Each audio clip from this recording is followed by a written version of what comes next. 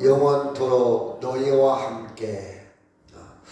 위신에 나온 뉴스입니다. 갑자기 홍수가 나서 마을이 홍수에 잠기고 뚝이 무너지고 범람하고 순식간에 전기와 전화가 다 망가졌습니다. 그런데 이럴 때에 1층에 아주 거구가 굉장히 큰 남편 노 부부가 있습니다. 남편이 뇌졸중으로 쓰러진 지 오래되어서 1층의 침대에 누워 있습니다. 침대에 누워 있는 이 남편은 자기 아내를 향해서 소리를 칩니다. 빨리 2층으로 올라가라. 빨리 2층으로 올라가라. 이렇게 소리를 칩니다. 이 거구의 남편은 전혀 움직일 수가 없어요. 그리고 무게감이 있어서 이 아내가 전혀 이동시킬 수가 없습니다.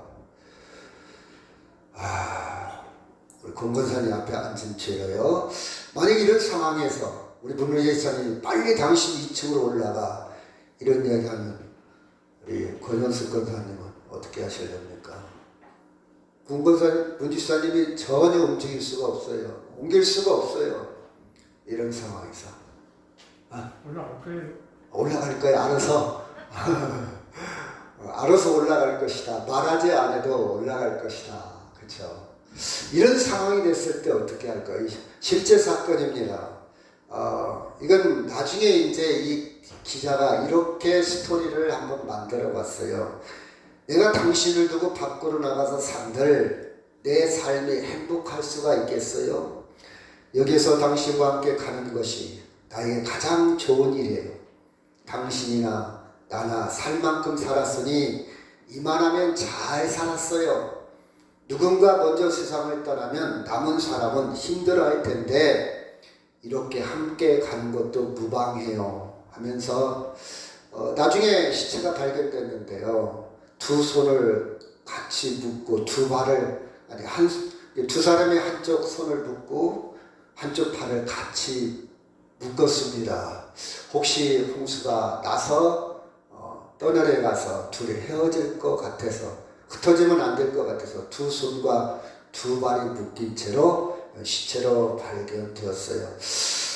아내는 침대 위에 올라 남편 곁에 누웠습니다. 그리고 둘이서 흩어지지 않도록 긴 수건으로 자신과 남편의 팔과 다리를 묶었습니다.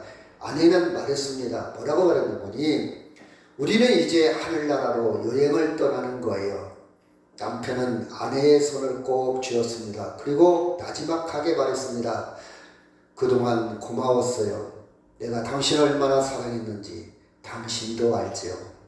아름다운 미와 아름다운 이야기가 신문을 통해서 읽은 적이 있습니다. 이렇게 죽을 때까지 함께 한다는 건 아마 제가 볼 때는 우리 집사람도 이렇게 안 할 것 같아요. 왜? 이유가 있어요. 왜 그런 거니? 제가 남편으로서 그렇게 잘 살지 못한 것 같아서 아마 이렇게 하지는 않을 것 같아요.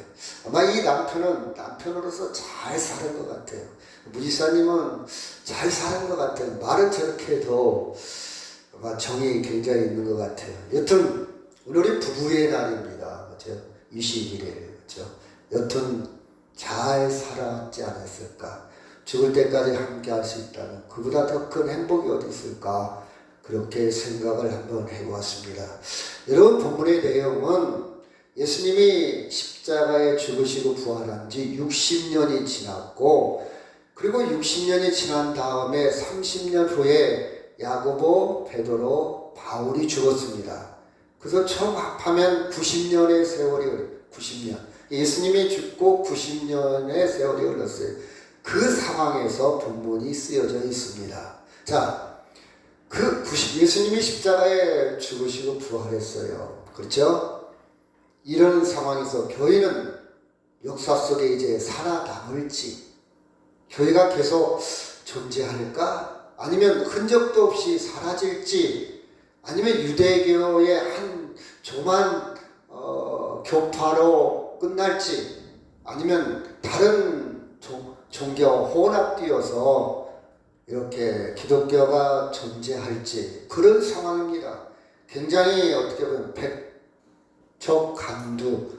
제가 그런 표현을 많이 쓰죠. 백척간두. 아슬아슬한 그런 상황에서 본문이 쓰여졌습니다. 자, 그럴 때에 여러분 요한은 이렇게 표현을 합니다. 1절 같이 한번 읽어볼까요? 시작. 너희는 마음에 근심하지 말라. 하나님을 믿으니 또 나를 믿으라. 그렇죠? 근심하지 말라. 하나님을 믿으니 나를 믿어라. 여러분 이 말씀이 와 닿을 수 있을 것 같아요. 자, 15절 16절 시작. 너희가 나를 사랑하면 나의 계명을 지키리라. 내가 너희를 아버지께 구하겠으니 그가 또 다른 보혜사를 너희에게 주사 영원토록 너희와 함께 있게 하리니. 있죠. 영원토록 너희와 함께 할다. 영원토록 보혜사 성령을 통해서 너희와 함께 있으리라. 여러분 이 말씀이 설득력이 있을까요? 그렇죠? 여러분 두 부부가 물에 잠기게 됐을 때 과연 손을 묶고 발을 묶고 끝까지 함께할 부부가 얼마나 있을까? 여러분 얼마나 있을까? 저는 그 신문을 보면서 많은 생각을 했어요. 그렇죠? 아마 거의 없을 것 같아요. 있는 분도 있겠지만 여보 미안해 흑흑흑 하면서 얼른 2층으로 올라가는 아내들이 많을 것 같아요. 그렇죠? 그렇지 않아요? 마찬가지로 이 말씀이 와 닿을 수 있을까? 희미해져 갑니다. 많은 사람들이 핍박을 당하고 예수 믿어도 그렇게 차별화된 이익이 없어요. 보상이 없어요. 주님이 나타나는 것도 아니고 주님이 금방 오시는 것도 아니고 희미한 상황에서 이 말씀이 과연 마음을 울릴 수 있을까? 그런 생각을 많이 해봤어요. 자, 18절 시작. 내가 너희를 고아와 같이 버려두지 아니하고 너희에게로 오리라. 그렇죠?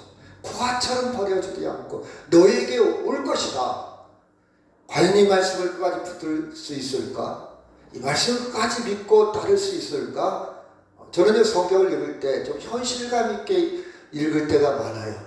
이게 과연 와 닿을까? 제가 매주마다 설교를 하지만 그 설교가 정말 삶 속으로 이어질까? 그냥 그 순간에 뭐 TV 드라마를 보듯이 한번 듣고 그냥 흘려버릴 수도 있지 않을까? 그런 생각을 많이 해봅니다. 본문 상황도 똑같거든요.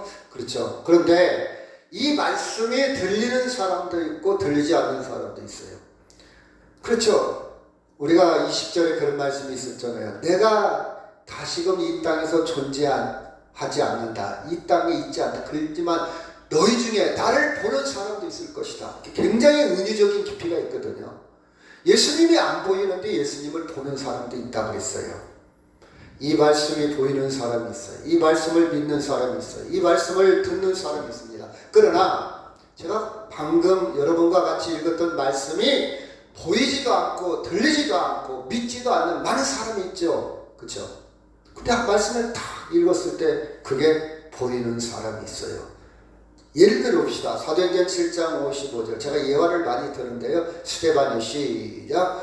스데반이 성령 충만하여 하늘을 우러러 주목하여 하나님의 영광과 및 예수께서 하나님 우편에 서신 것을 보고 말하되 보라 하늘이 열리고 인자가 하나님 우편에 서신 것을 보노라 한데 그들이 큰 소리로 지르며 귀를 막고 일제히 그에게 달려들어. 스데반은 보입니다. 그런데 다른 사람은 안 보이는 거예요. 그 상황입니다. 지금 그런 상황. 55절에 보니까 하나님의 영광과 예수께서 하나님 우편에 서신 것을 보고 있습니다. 보고 있어요. 그런데 다른 사람은 전혀 보이지 않아요. 보이지 않으니까 스데반을 지금 죽이려고 달려들었다 그랬어요. 57절에 큰 소리를 지르며 귀를 막고 저 뭔 소리 하는 거예요 지금? 저 헛소리 하고 있는 거야. 저거 지금 우리를 현혹하고 있다면서 스데반에게 달려들어 결국 어떻게 됐습니까? 돌을 들어 쳐 죽였다 이 말입니다. 그렇죠? 보는 사람과 있고 보이지 않는 사람이 있다. 자, 오늘 말씀도 보는 사람이 있습니다. 보는 사람. 이런 믿음의 눈이 열리지 않으면요 부활의 주님을 볼 수도 알 수도 믿을 수도 없어요. 부활을 오늘 현수막을 떴는데 많은 사람이 왜 현수막을 안 띄냐고 그래요. 여러분 부활을 제가 계속하고 있으니까 안 띈 거예요 사실은. 근데 뭐 이해를 못하니까 제가 띄긴 띄었는데 부활은 계속 보여요. 여러분 보여야 됩니다. 근데 여러분 안 보이죠. 믿음의 눈으로 보여야 돼요. 예를 들어봅시다. 제가 청소년들을 만나고 학생들을 만날 때 두 가지 얘기합니다. 야, 우리가 앞으로 어떻게 살까? 여러분의 진로, 여러분의 인생의 노드맵 많은 생각을 해야 할 거 아니냐. 어떻게 살까? 집을 한 채 짓더라도 설계도가 필요한데 인생을 살려면 설계도가 필요하지 않겠냐? 하찮은 집도 설계도가 필요한데 인생을 잘 설계해서 잘 살아야 할 거 아니냐? 인생은 훅 가더라. 그러면 그 설계대로는 계속 변경을 할 것이다. 계속 설계 변경을 할 거다. 옛날에 내가 초등학교 때는 법관이 되려고 했는데 고등학교 때는 엔지니어가 될 수도 있고 또 살다 보면 또 바뀌고 이렇게 계속 설계 변경을 하는데 가장 설계를 잘할 방법은 두 가지다 얘기합니다. 저는 딱 두 가지. 첫째, 책을 읽어라. 책을 읽어라. 책은 다양한 사람들이 다양하게 살아온 흔적들이 있다. 우리는 안 살아봤지 않냐? 그러면 우리는 어떻게 벤치마킹, 어떻게 배울 것이냐? 이미 살았던 사람, 많은 사람들의 삶을 엿보고 그럼 나는 어떻게 살지? 나는 어떻게 사는 것이 지혜롭지? 책을 읽어라. 다양한 책을 읽어라. 그러면 너희들의 생각이 깊어지고 생각의 근육이 견고해지고 어떻게 설계들을 그려야 할까? 많은 재료를 공급해 줄 것이다. 저는 굉장히 책을 강조합니다. 책을 읽어라. 두 번째, 제가 강조하는 것이 여행입니다. 여행을 떠나라. 선진국도 한번 가보고 저기 산골도 한번 가보고 다양한 곳을 여행을 하고 저는 여행의 묘미를 이렇게 생각합니다. 여행은요, 여행 갈 때 여러분 가방 싸잖아요. 가방을 쌀 때 꼭 필요한 것만 가지고 갑니다. 여행 가는 가방 속에 TV 갖고 가는 사람 없어요. 여행 가는 가방 속에 싱크대 넣어 갖고 가는 사람 없어요. 정말 필요한 것, 정말 중요한 것만 갖고 가는 것이 여행이에요. 저는 여행 갈 때마다 그 생각을 합니다. 정말 내가 필요한 게 뭘까? 이 여행의 묘미, 본질에 집중하는 거예요. 그렇죠? 여행은요, 많은 것을 우리에게 느끼게 해줍니다. 결국 이것만 가지고도 이것이 필요한가 생각하는 것이 저는 여행 가방 쌀 때 기분입니다. 정말 필요한 게 뭘까? 정말 중요한 게 뭘까? 정말 필요한 것과 중요한 것에 우리는 집중해야 돼요. 여러분 통계를 보니까요, 몽골 사람들은요 평생에 물품이 300개 정도 갖고 산대요. 그런데 한국 사람들은 평생에 물품을 5,000개를 가지고 산대요. 너무 많이 가진 거예요. 너무 쓸데없는 걸 사들이고 너무 쓸데없는 것에, 필요 없는 것에 우리는 에너지와 물질을 다 낭비하고 산다 이 말이에요. 저는 책을 읽을 때 그걸 느꼈어요. 300개 정도만 있어도 행복하게 사는데 모르게 5,000개를 위해서 시간, 에너지 잠도 못 자고 그거 돈 벌고 그거 쓰는데 인생을 다 소비하고 있잖아요. 그 미니멀 라이프라고 좀 적게 살자. 그 운동에 저는 공감을 해요. 집이 너무 커요. 너무 많이 가졌어요. 너무 많이 먹어요. 그건 좀 줄이자는 말이에요. 그렇게 되면요 지구도 더 그렇죠. 에너지를 더 많은 것을 소비하기 때문에 더 지구도 망가지고 자연도 망가지고 그렇지 않아요? 여러분 우리가 쓰는 나무젓가락 하나도요 살림이 망가지는 거예요. 탄소를 더 발생시키는 거예요. 일회용품 쓰는 거, 나무젓가락 쓰는 것도요. 조금만 생각해보면 줄일 수 있는 거 아닙니까? 그렇죠? 그래서 저는 여행에 묘미가 있어요. 존재에 집중하는 거예요. 많은 걸 저는 깨달아요. 여행을 통해서 나를 좀 객관화시키는 거예요. 아 이렇게도 사네. 이런 동네도 있네. 이런 모습도 있네. 나를 발견할 기쁨이에요. 그래서 저를 여행은 이렇게 표현을 해봤어요. 마치 새가 털갈이 하는 것과 같다. 마치 뱀이 헐 벗는 것과 같다. 한 번쯤은 자기를 좀 밖으로 내던져 보자. 갇혀 살다가 막 생각에 아니면 자기 생활에 갇혀 살다가 한 번쯤은 밖으로 내던져서 나를 좀 객관적으로 좀 발견해보자. 그 여행의 묘미가 있어요. 그 나는 아이들한테 야, 될 수 있으면 1년에 꼭 2번 정도는 여행을 한번 해봐라. 권장을 하고 있습니다. 여튼 책과 여행 필요한 것 같아요. 여기 사진에 나온 사람은요, 암 선고를 받았어요. 이 노인은 이렇게 표현합니다. 나는 항암 치료를 하고 싶지 않습니다. 여행을 가고 싶어요. 여행을. 제가 어느 책에서 읽은 내용인데 공감이 돼요. 맞아요. 나이 먹어서 항암 치료한다고 힘들게 저는 공감이 돼요. 이거야 생각이 다 다르니까 정답은 없어요. 제 생각은 그래요. 항암 치료보다는 여행이 더 유익하지 않을까? 그런 생각을 한번 좀 밖으로 나가보면 많은 사람이 고맙기도 하고 감사하기도 하고, 그렇죠? 자기 삶을 뒤돌아볼 수 있는 순례길을 걷는 기분일 겁니다. 두 가지. 그래서 저는 이렇게 말씀을 보면서 적용을 해봤어요. 자, 디모데전서 4장 5절 시작. 말씀은 저는 책이라고 생각하고 기도는 여행이라고 생각합니다. 기도는요, 하나님 제가요 돈이 필요해요. 제가요 사업이 흥해야 돼요. 하나님 제가 진급을 해야 돼요. 그렇게 갈급할 때 하는 기도도 되지만 저는 기도의 본질은요, 나를 내려놓는 작업. 기도는 쓸데없는 거, 욕심 부리는 거, 시기하고 질투하고 내 욕망에 사로잡힌 것을 다 털어버리고 본질에 집중하는 것이 기도지 않나? 하나님 제가요 너무 욕심이 많아요. 제가요 아직 인격이, 제가요 아직 부족한 게, 그렇죠? 그래서 하나님과 점점 가까이 나가는 것이 기도지 않나? 기도지 않나?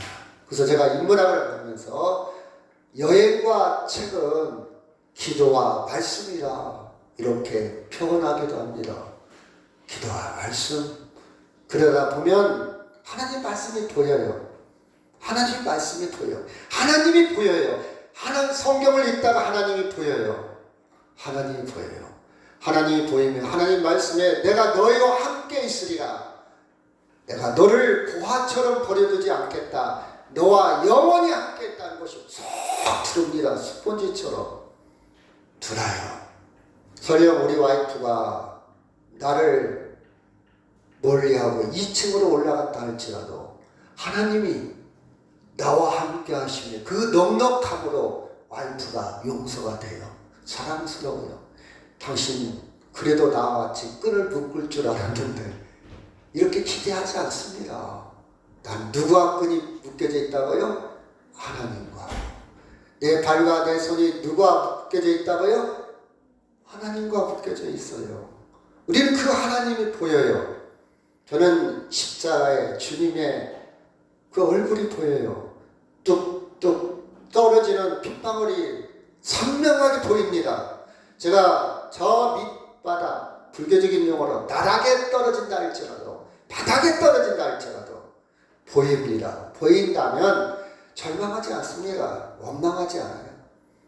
피해의식에 사로잡히지 않아요. 망상에 사로잡히지 않습니다. 요한복음 15장 9절 시작. 아버지께서 나를 사랑하신 것 같이 나도 너희를 사랑하였으니 나의 사랑 안에 거하라. 이 말씀은 지난주에 한 말씀이에요. 그 말씀이 일주일 동안 제 안에서 작동했습니다. 자, 볼까요?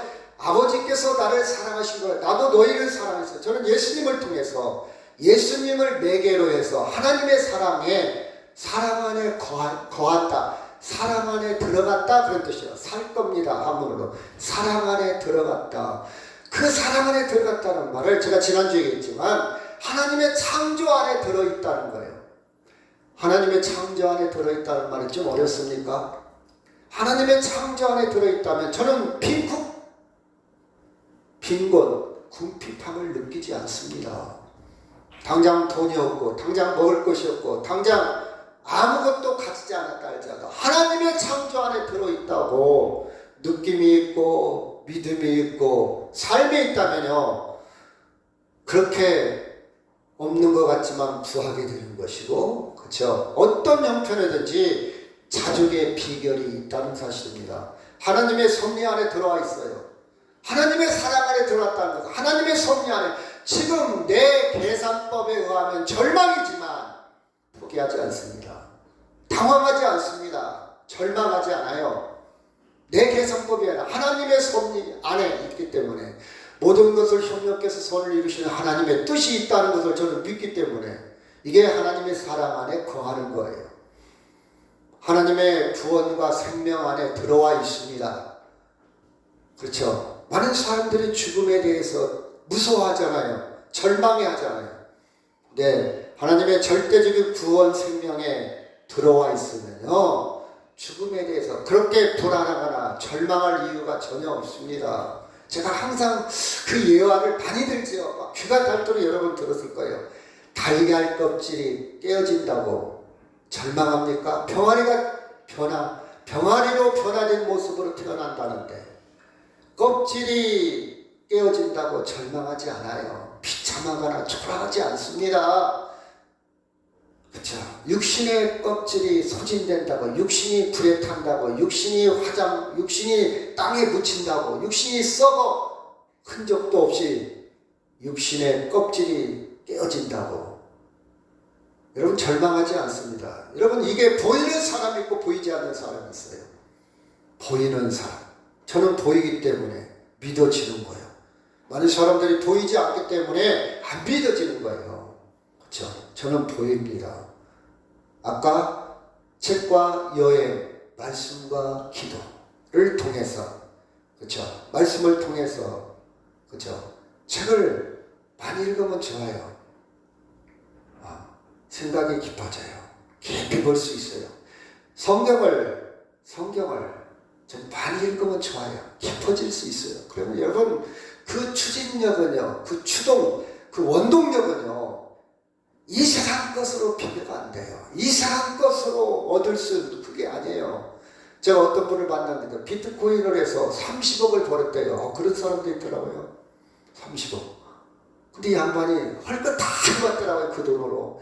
심지어 뭐까지 봤냐, 저 태백 정선인가 카지노도 해갖고 재미가 없대요. 그 어디에 빠졌냐, 마약에 빠졌어. 마약에. 할 것 다 해봤어요. 뭐 그저 여행뿐만 아니라 뭐 인생에 할 수 있는 거 다 해봤다 그래요. 결국은 뭐에 빠졌냐, 마약에 빠졌어. 왜? 허무해. 더 쾌락, 더 좋은 거, 더 찾고 찾았는데 더 재밌을 게 없을까? 그렇죠. 더 재밌는 거. 이게 인간의 한계. 인간은요, 그 이상도 그 이하도 아닙니다. 그렇죠? 인간의 죄성입니다. 인간의 한계. 그런데 하나님 생명 안에 들어오면요, 비트코인에 투자하지도 않을 뿐만 아니라 설령 그 돈이 생겼다 할지라도 그렇게 쓰지 않을 거예요. 그래서 제가 이런 구절에 제 일기장에 써놓은 게 있어요. 같이 한번 읽을까? 시작. 사람은 어디서 사는 것보다 어떻게 사는 것이 더 중요하다. 어디서 사는 것보다 어떻게 사는 것이 더 중요한 거예요. 내 환경이, 내 주변이 화려하고 부유하고 그것도 중요하겠죠. 그보다 더 중요한 것은 어떠한 처지와 형편에 있다 할지라도 어떻게 사느냐, 어떻게 사면 더 중요한 거예요. 그렇죠? 어느 사람은요, 많은 좋은 환경 속에서도 원망과 불평이 입에 붙은 사람이 있어요. 항상 부정적인 얘기. 돈도 많아요. 가진 것도 많았고, 근데 항상 부정적인 얘기 하는 사람. 여러분 잘 들어보세요. 옆에 있는 사람들. 근데 어떤 사람은요, 별 볼 일 없는 것 같은데 굉장히 긍정적인 사람. 감사, 고맙습니다, 미안합니다, 이런 표현을 잘 써요. 그렇죠? 여러분, 어떤 사람이 행복한 것 같아요? 그렇죠? 그래서 제가 또 한 말, 그렇죠? 행복을 만들 줄 아는 사람은 일용할 양식만 있어도 행복하게 살아요. 근데 행복을 만들 줄 모르는 사람은요, 돈을 수천금 갖다 줘도 천박하게 산다고 그랬잖아요. 우리는 그리스도 안에서 행복을 만들 줄 아는 사람. 왜? 너무 재료가 너무 많아. 너무 요리할 신선한 재료가 너무 많아. 그쵸? 하나님의 사랑이 너무 커. 세상에 감당할 수 없을 정도로 너무 사랑이 풍부해요. 그것 가지고 충분하게. 제가 어제는 저희 냉장고를 보면서 그런 생각, 야, 저 냉장고 있는 거 언제 다 먹냐? 전쟁 나도 2달을 먹겠다. 냉장고가 가득가득 들어있어요. 그쵸? 그런데 우리는 행복하지 못해요. 물론 먹는 것 때문에 행복의 조건은 아니겠지만 충분히 요리할 수 있잖아요. 근데 우리 계속 근심하고 걱정하고 염려에 세뇌되어 있고 길들여져 있고 거기에 너무 습관화되어 있어요. 우리는 먹을 수 있다는 자체만으로도 나는 행복해요 표현을 할 수 있어야 돼요. 행복해야 됩니다. 행복할 수 있어요. 그렇지 않아요 여러분? 주님을 통해서 얻은 이 행복을 누가 감히 망가뜨리냐 말이에요. 네가 나한테 욕 좀 했다고 망가져요?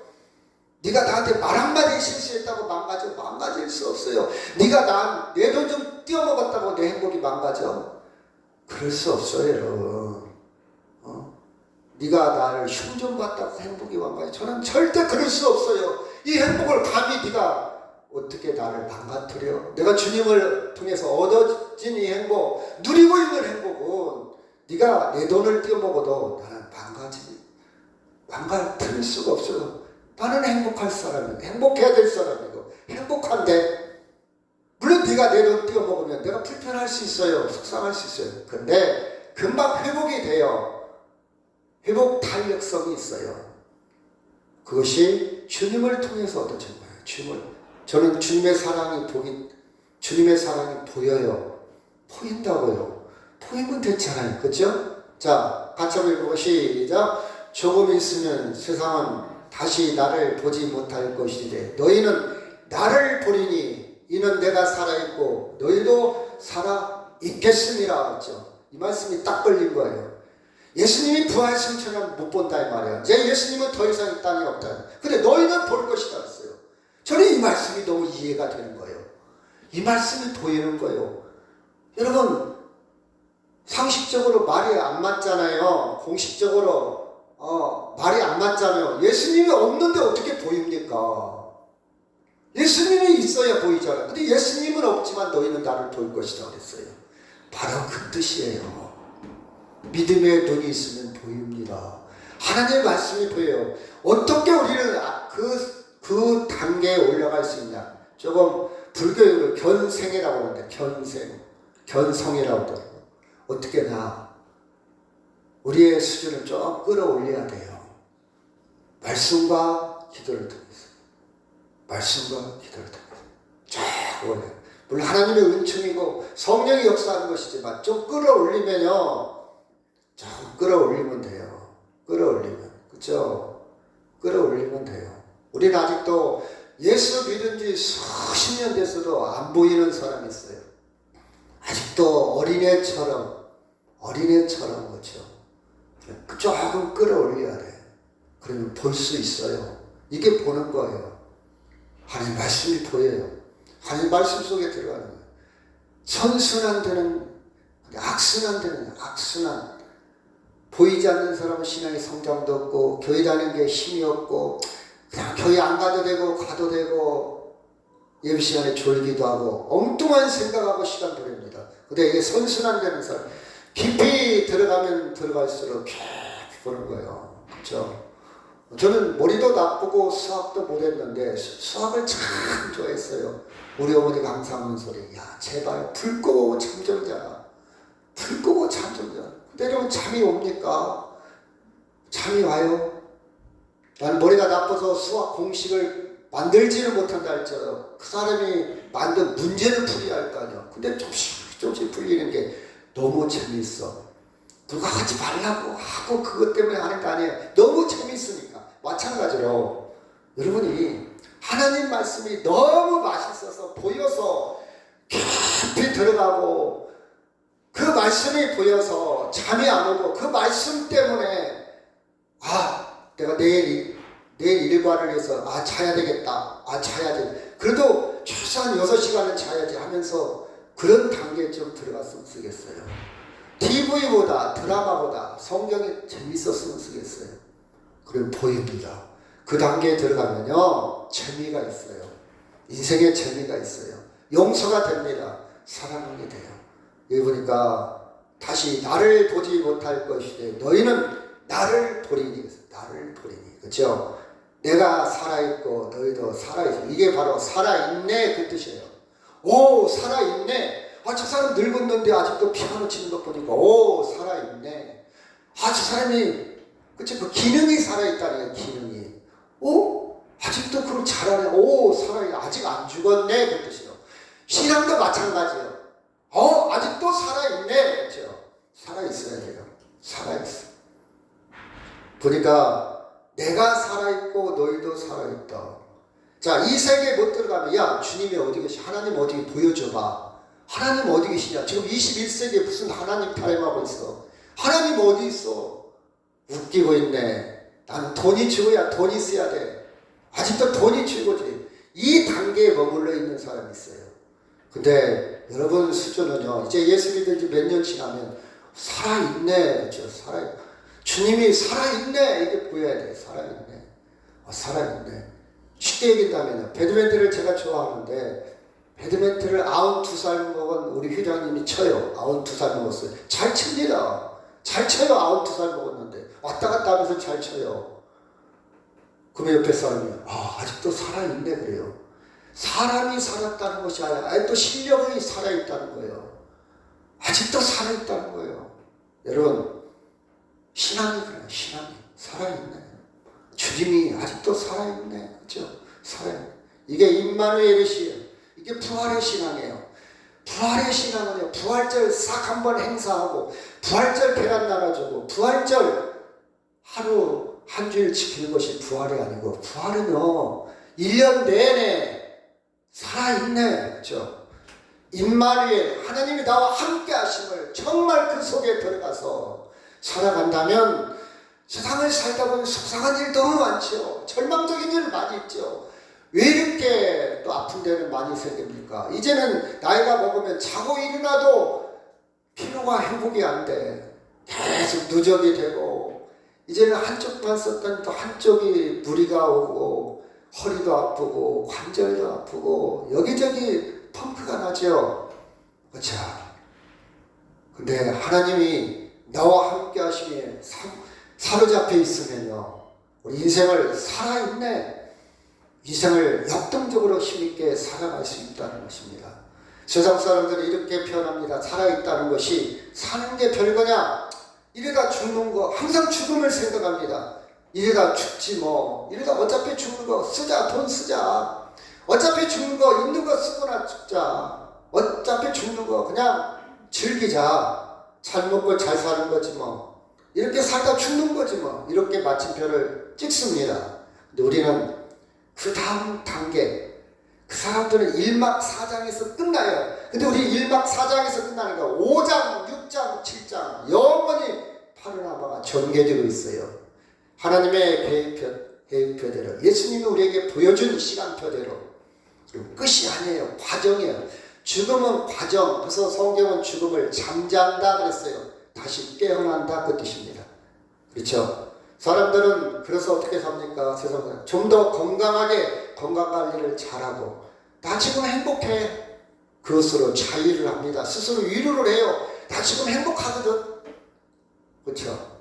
그것으로 위로를 해요. 왜? 우리 아들 딸들이 속썩이 잡고 용돈 척척 주고 나 먹고 싶은 거 다 먹고 가고 싶은 거 다 가고 나 지금 걱정이 없어. 행복해. 이것으로 인생이 마무리를 이것으로 인생을 자유 스스로 위로를 합니다. 여러분 그게 인생입니까? 물어보면 그런 거지 뭐 별거 있어? 그렇죠? 우리는 색다르게 볼 줄 알아야 돼요. 살아있다는 것, 행복이라는 꼭지를 생명의 주인 하나님의 사랑 안에 하나님 안에 부활하신 주님을 통해서 하나님 안에 있다는 거예요. 그것이 우리가 정의를 내리는 살아있음에 대한 정의입니다. 정의요. 하나님은 생명을 창조하시고 생명을 유지하시고 생명을 완성하시는 그 계획표에 그 스케줄에 우리가 들어있다 이 말이에요. 하나님의 모든 피조물은 아무리 뛰어나도 생명을 완성할 수가 없어요. 그래서 결국은 인생은 솔직한 고백입니다. 허무한 거예요. 허무한 거예요. 내가 잘 나갔는데, 내가 왕년에 어떻게 살았는데 불안한 거예요. 무능력해요. 그래서 어떻게 해요? 어쩔 수 없이 죽음을 받아들이는 것이지. 안 죽을 수도 없고 어차피 죽는 거, 남 죽는 거 그냥 받아들이자. 다 죽자. 죽는 거지 뭐.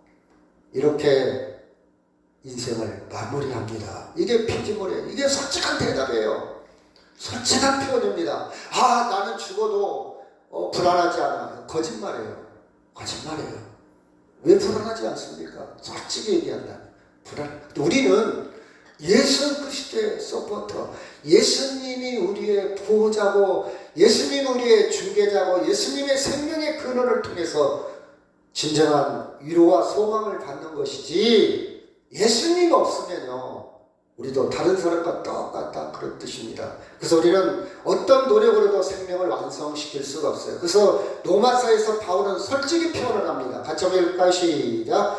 그러므로 율법의 행위로 그 앞에 의롭다 하심을 얻을 육체가 없나니 율법으로는 죄를 깨달았습니다. 율법의 행위라는 것은 내 노력, 내 행위, 내 노력으로는 하나님 앞에 의롭다 하심을 얻을 사람이 아무도 없다 이 말이에요. 다만 허무함을 깨닫고 무능함을 깨닫고 여보 미안해, 여보 죄송해, 이게 솔직한 고백이에요.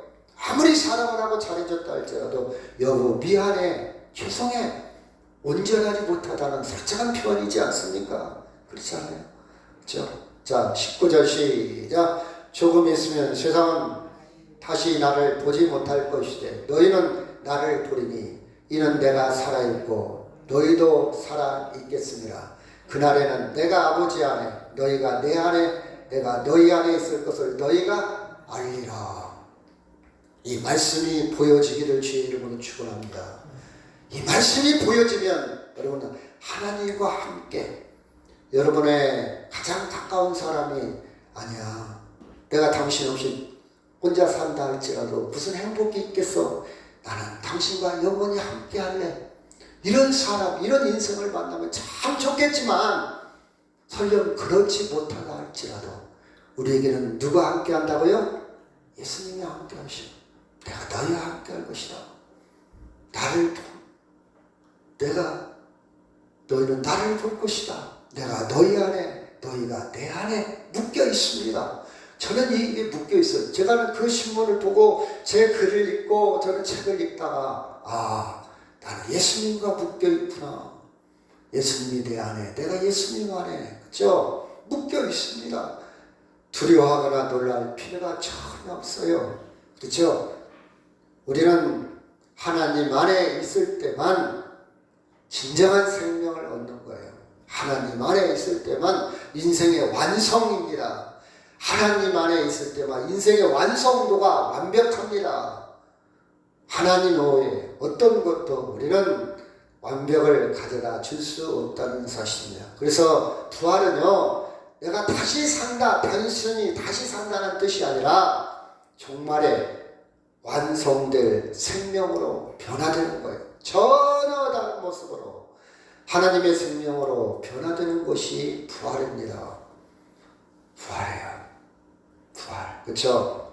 여러분, 결론을 맺겠습니다. 여러분 지금 살아가는 방법에 있어서 세상이 그럴듯하게 제시하는 세상의 기준으로 계속 살든지, 아니면 하나님의 통치를 희망하든지, 아니면 야 하나님이 어디 있냐 자기 열망에 사로잡혀 살든지, 여러분이 선택해야 되겠죠.